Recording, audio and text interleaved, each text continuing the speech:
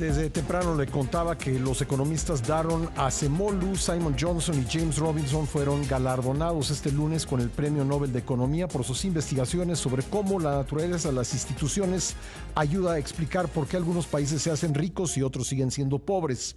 El Comité Nobel elogió a los economistas por explicar por qué las sociedades con un Estado de derecho deficiente e instituciones que explotan a la población no generan crecimiento ni cambios para mejorar. Vamos a hablar de ello con Sofía Ramírez Aguilar, directora de México. ¿Cómo vamos? ¿Cómo estás, Sofía? Bienvenida nuevamente al programa. Pascal, qué gusto saludarte a ti y al auditorio. Bueno, pues, ¿qué te pareció esta decisión del Comité Nobel, el ángulo por el que fueron galardonados estos tres economistas? Pues mira, primero que nada, el Comité Nobel cada año nos da las directrices un poco de dónde vamos a poner el foco de la atención las y los economistas este año. Yo creo que para México es particularmente acertado y llega en un buen momento este premio Nobel, porque entre otras cosas, como bien mencionabas, lo que nos dice es que para crecer como país necesitamos primero tener una serie de condiciones. Claramente, si nos regresamos al principio de la colonia, pues vamos a ver que el modelo fue extractivo, que no fue en beneficio, digamos, de las instituciones y por lo tanto no generó prosperidad.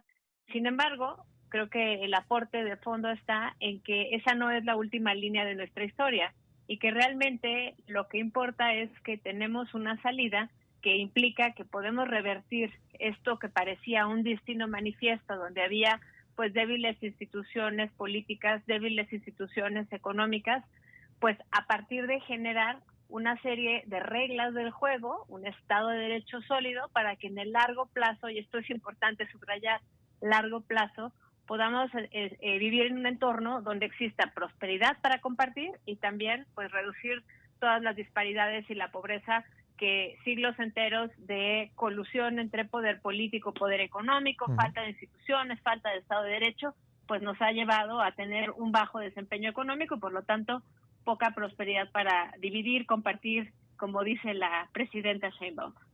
A ver, los críticos dirían a lo mejor algo similar a lo que voy a decir ahora. Dirían que a pesar de que México construyó instituciones en los últimos 30 años, no se logró un crecimiento económico muy alto y que, por tanto, hay que cambiar de modelo económico y cambiar de modelo económico implica cambiar esas instituciones, destruir las existentes y pues crear quién sabe qué, pero destruir las existentes. ¿Tú qué dirías ante ese argumento? Mira, me parece que el argumento es débil porque uno de los principales elementos de un Estado de Derecho sólido es justamente la autonomía del Poder Judicial, la independencia. Y cuando hablamos de autonomía, pues en concreto es de todo tipo de influencia por parte del Poder Legislativo, el Ejecutivo y también del Poder Económico.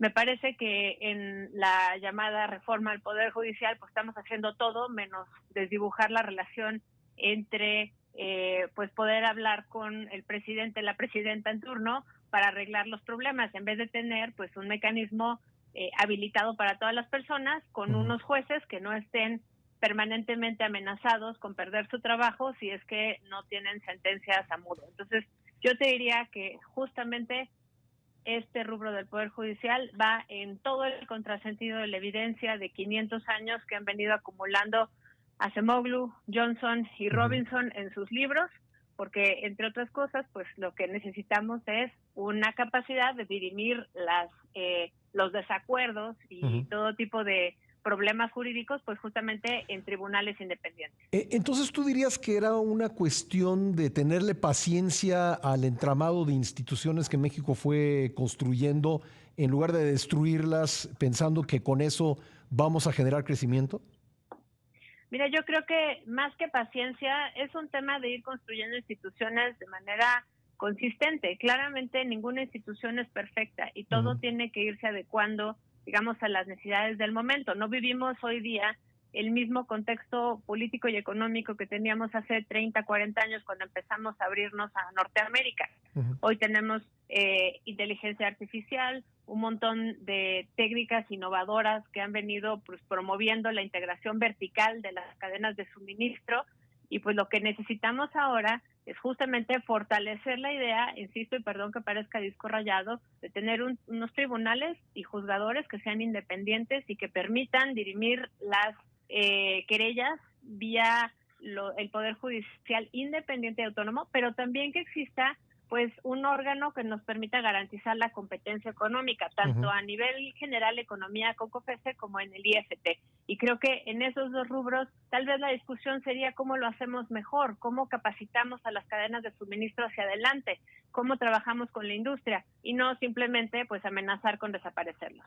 Sí, hay otros países que siguieron la vía mexicana de los últimos 30 años, o nosotros como México pues seguimos la misma vía que siguieron otros países, para decirlo con mayor claridad, y hubo pues resultados mixtos, ¿no? Hubo países que crecieron más que México. ¿A qué se debe que las instituciones el camino de construir instituciones en otros países haya dado mejores resultados que los que dio en México hasta ahora? Pues mira, creo que se deben a varias razones, pero creo que regresando un poco al trabajo de los premios Nobel del día de hoy, sí, se debe, entre otras cosas, a la configuración de instituciones que permitan el beneficio de largo plazo de las personas que viven en un territorio. Entonces, creo que parte del tema está en que si de origen nosotros no teníamos esas instituciones, y por eso ha costado tanto trabajo hablar de una Norteamérica integrada como subcontinente, y tenemos esta frontera psicológica entre México y Estados Unidos porque tenemos instituciones diferentes. Bueno, vayámosla homologando, porque la geografía es muy importante en este momento de pues regionalización de las cadenas de suministro, de la producción, de los aliados estratégicos a nivel geopolítico. Yo creo que en este momento vale mucho la pena decir, bueno, ¿cómo le hacemos para que cada quien con su propia historia, su lenguaje, sus costumbres, sus instituciones, podamos este piso compartido a partir del cual pues podamos seguir trabajando en la prosperidad? Y aquí breve mención y anuncio al trabajo en México. ¿Cómo vamos? Hemos venido documentando los últimos 5 años cómo prácticamente el progreso social viene con la apertura comercial, pero la inversión solo llega a los estados donde hay cierto nivel de vida, es decir, progreso social. Y tercero, la calidad de vida generalizada, con sus bemoles, por supuesto, pero la calidad de vida del sur de Estados Unidos, del norte de México, de las dos penínsulas, Yucatán y Baja California, el centro y unos estados de occidente, es muy similar. Es decir, NAFTA, el Tratado de Libre Comercio anterior, Telecán en español, y el TEMEC, pero también los ejercicios de apertura de los años 80, nos han llevado a tener esta compenetración regional que nos permite empezar a pensar en una Norteamérica integrada. Bueno, vamos poniendo los puntos sobre las IES en términos institucionales para que eso traiga un beneficio a largo plazo para toda la región, empezando, por supuesto, por México. Y creo que la respuesta a tu pregunta es ¿por qué Estados Unidos y Canadá han crecido durante este periodo de apertura comercial 30% en su PIB per cápita, mientras México solo 18%, pues entre otras cosas se debe a la atracción de innovación, a los incentivos a la inversión, al ahorro, y por supuesto eso se traduce siempre en crecimiento económico y capacidad de generar bienestar. Ya en sus primeras declaraciones, luego de conocer que sería uno de los galardonados con el Premio Nobel de Economía de este año, sí llamó mucho la atención lo dicho por el turco Daron Acemoglu, porque pusimos el audio hace rato, hablaba sobre pues las decisiones espontáneas o a rajatabla que pueden tomar algunos países en función de un resultado electoral. Parecía estarse refiriendo a lo que está sucediendo en México, aunque no puedo saberlo, pero esa lectura se le puede dar. Perdón, Pascal, ahí te me cortaste un poquitito y no escuché la pregunta. Sí, te decía que en las primeras declaraciones que hizo tras ganar el Nobel, parecía estarse refiriendo a México, curiosamente. Creo que tenemos ahí un problema Vamos a tratar de restablecer el contacto con Sofía Ramírez Aguilar. Tal vez mientras tanto podríamos preparar este audio que tuvimos hace un momento en la sección con Rodrigo Pacheco y así lo oímos y lo comentamos. Si lo podemos poner, Andrea, al mismo tiempo que restablecemos la comunicación, valdría la pena.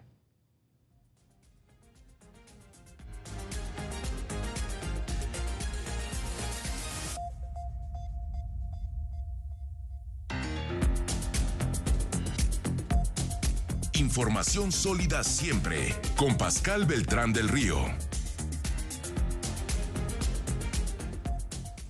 In already polarized societies, elections can lead to short-lived outcomes that are sometimes not democratic in nature, in the sense that one party gains power and in an authoritarian way implements things. And there are pathways via which...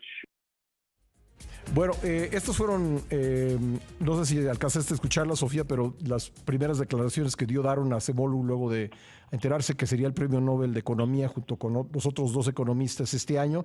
Y te comentaba yo que parecen pues haber sido dichas pensando en México.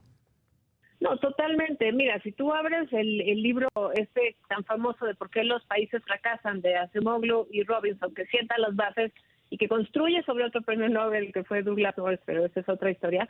Si tú ves el capítulo 1, no es sorpresa que empieza con un ejemplo literal. En el primer renglón de la línea divisoria fronteriza entre México y Estados Unidos, en la ciudad de Nogales, Arizona, y Nogales, Sonora, la diferencia en los ingresos, la diferencia en la calidad de vida. Parece que México es ese ejemplo del libro de texto donde hay todas las posibilidades del mundo para tener un crecimiento integrado, integrador, competitivo, y por otro lado, pues lo estamos haciendo bastante mal en términos justamente, pues en vez de hacer pues un tuneo fino, ¿no? Una sintonización fina de lo que no nos está funcionando, pues ahora les borrón y cuenta nueva, sí, y vamos a desbaratar las instituciones.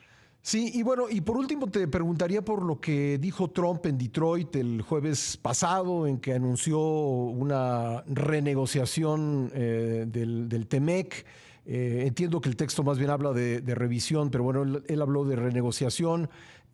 Pues no es una muy buena noticia para el país que eso pudiera ocurrir en caso de que Trump regrese a la Casa Blanca.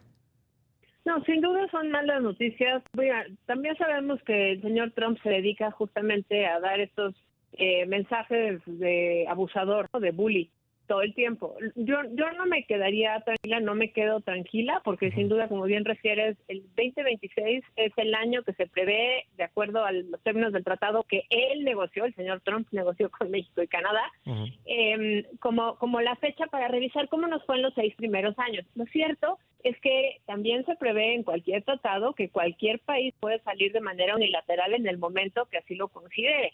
Por supuesto que la política exterior no es solamente del presidente ni en México ni en Estados Unidos. Vaya, en Estados Unidos es un poco más sencillo porque el presidente tiene la facultad de firmar, pero solo entra en vigor hasta que, digamos, el Congreso, el Senado en concreto, avala las previsiones. Pero bueno, creo que más allá de las particularidades legales de cada país, sí, es cierto que cada país puede salir en el momento que considere de manera unilateral. Trump no puede sacarnos, él puede salir, digamos, puede sacar a Estados Unidos, pero no puede sacar a México, cosa que en cualquier caso no es algo deseable. Lo óptimo sería llegar, pues sí, con muchas previsiones para revisar, muchos rubros para revisar en el 2026, pero de acuerdo a los términos del acuerdo, ¿no? O sea, creo que esa sería la primera gran apuesta que tiene y el reto que tiene Marcelo Ebrard del lado mexicano.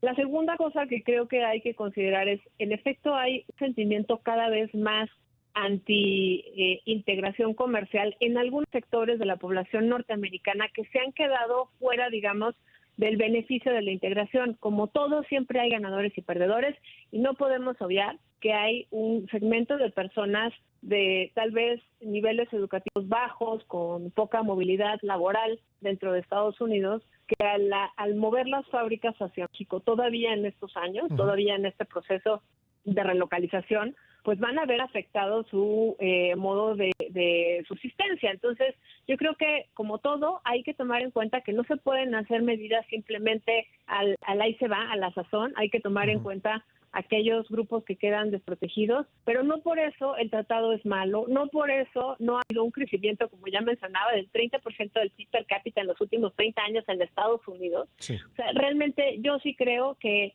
como región tenemos todo que ganar y mucho que perder si alguien de los tres se retira. Sofía, te agradezco mucho tu tiempo, muy amable.